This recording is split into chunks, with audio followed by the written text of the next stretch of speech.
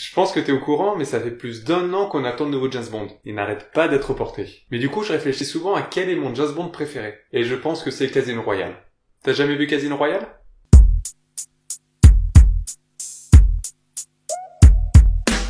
Casino Royale est un film d'action réalisé par Martin Campbell et sorti en France le 22 novembre 2006. Il s'agit du 21e film de la franchise officielle de James Bond. Il est également le premier film dans lequel l'acteur Daniel Craig incarne l'agent 007 et peut être considéré comme le premier film d'une sorte de reboot complet de la saga.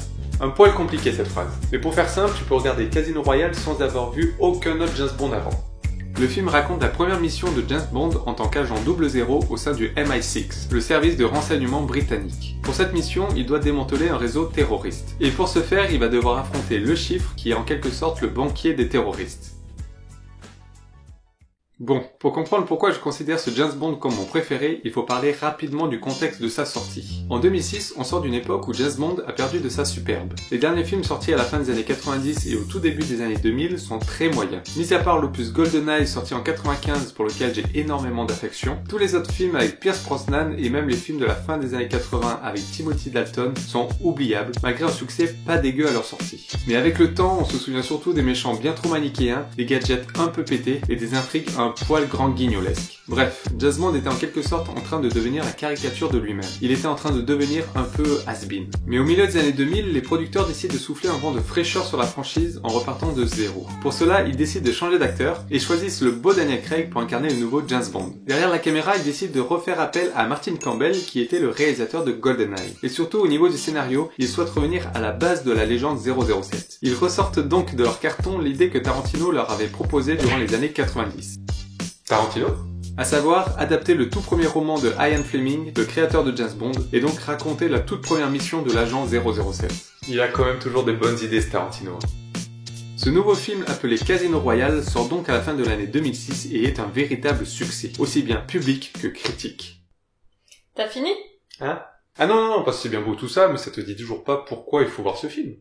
Bon, ce qui frappe en tout premier dans Casino Royale est sa noirceur et sa violence que l'on n'avait pas du tout l'habitude de voir dans un film James Bond. Dès la scène d'introduction, on voit un James Bond violent et sans état d'âme. On sent entre autres l'influence du succès de Batman Begins, qui prenait également le parti de transformer son personnage principal en héros sombre et torturé. Et ici, j'avoue que ça fonctionne également du feu de Dieu. Surtout, cette nouvelle image donnée à James Bond est parfaitement incarnée par le nouvel acteur qui l'interprète, à savoir Daniel Craig. Ah, Daniel Craig, je l'adore. Il a une classe folle, il a ce côté cynique qu'on attend chez James Bond. Et bordel, il est James Bond en fait. La réussite du film passe par son interprétation qui personnellement m'a totalement bluffé. Alors que ce n'était pas gagné d'avance car j'ai été bercé toute mon enfance par l'image de Pierce Brosnan en tant que James Bond. Mais là, je suis désolé Pierce, mais tu ne fais pas le point.